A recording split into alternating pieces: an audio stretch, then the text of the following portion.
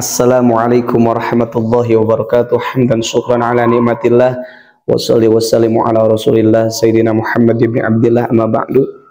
Ikhwan fillah yang dirahmati Allah Subhanahu wa taala, semoga kita semua diberikan kesehatan, keselamatan, keberkahan dunia dan akhirat. Ikhwan fillah, dan kita semua diberikan hidayah serta taufik dari Allah Subhanahu wa taala sehingga di dalam menjalankan kehidupan ini dibimbing dengan hidayahnya dan taufiknya. Amin ya rabbal alamin.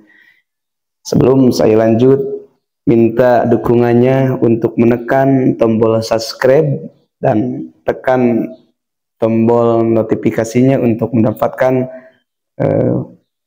ilmu-ilmu terbaru yang insya Allah akan bermanfaat untuk kita semua. Ikhwan fillah yang dirahmati Allah Subhanahu wa taala, kita ditempatkan di muka bumi ini pasti mempunyai tempat tinggal, rumah, kampung dan sebagainya.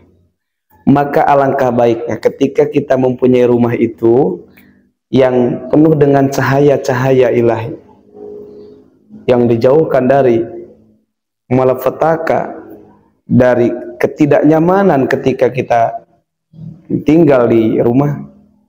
Maka ternyata ada beberapa faktor yang menjadikan penyebab rumah kita tidak menjadi nyaman. Bahkan yang akan betah itu ketika rumah kita terkena dengan sifat-sifat yang nanti saya akan sebutkan. Yang betah itu bukan kita, tapi malah setan, malah roh-roh jahat, malah jin-jin yang dilaknat oleh Allah Subhanahu wa taala. Maka ikhwan fillah yang dirahmati Allah Subhanahu wa taala, malaikat tidak akan suka dan tidak akan masuk ketika di rumah tersebut ada tanda-tanda ini. Dan ketika malaikat tidak masuk, maka rumah itu jauh dari rahmat Allah Subhanahu wa taala. Karena masuknya malaikat pada rumah kita itu membawa rahmat dari Allah Subhanahu wa taala dan membawa keberkahan. Yang pertama, rumah yang akan dijauhi oleh malaikat tidak akan masuk itu yang mana di rumah itu ada, atau di sekeliling rumah itu ada seekor anjing. Karena di dalam hadis dijelaskan malaikat Jibril itu mau masuk ke rumah, ternyata terhalang karena ada seekor anjing. Maka ketika kita mempunyai anjing, maka posisikanlah jangan di rumah kita ya. Dan yang kedua itu di rumah yang ada patungnya, sehingga malaikat Jibril diperintahkan oleh Allah Subhanahu wa taala kepada Rasulullah untuk memotong leher patung itu sehingga bisa dijadikan sebagai rupanya tidak seperti patung. Maka ikhwan fillah yang dirahmati Allah Subhanahu wa taala, kalau di rumah kita mempunyai patung-patung, maka singkirkanlah, karena malaikat rahmat itu akan maldaikeun asup ka imah, lamun di imah nate aya patungan gitu. Maka dengan itu kita untuk menjaga rumah kita supaya betah, supaya nyaman, ada cahaya-cahaya ilahi, ada rahmat Allah, maka hindarilah patung tersebut. Dan yang kedua, malaikat yang tidak akan masuk ke rumah itu yang mana di rumah itu masih ada kontradiksi, yaitu ada papaseaan, aya nu silih baeudan, maka rahmat Allah berpaling ti rumah eta teh. Itu maldaikeun asup rahmat Allah.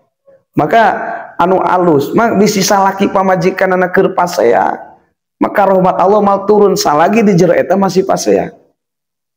Karena rahmat Allah bakal tiba ketika di dalam rumah itu penuh dengan kalimah-kalimah zikrullah, membacakan Al-Quran, penuh dengan kedamaian-kedamaian. Yang diantaranya akan membawa keberkahan ketika ke rumah masukkan salam.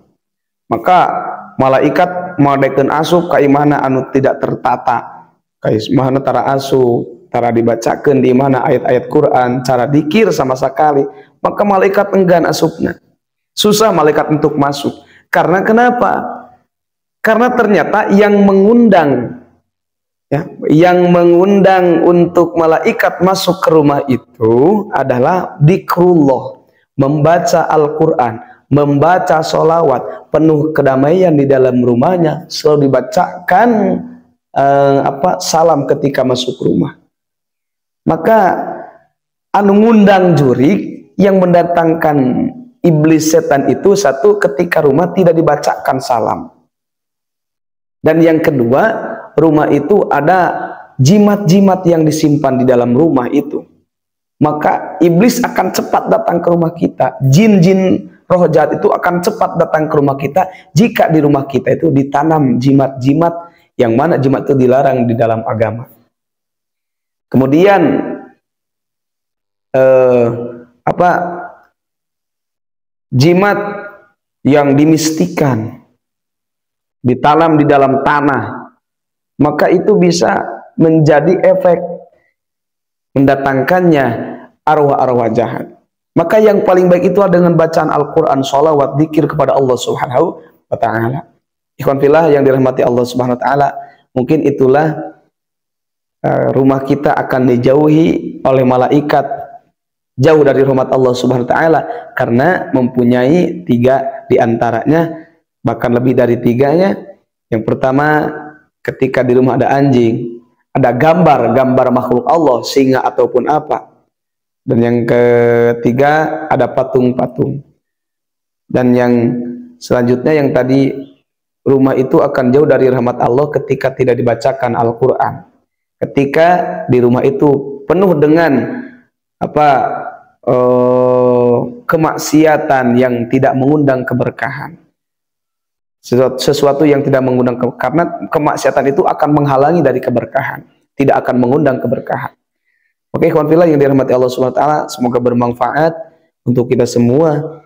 Billahi hidayah wa taufiq. Wassalamualaikum warahmatullahi wabarakatuh.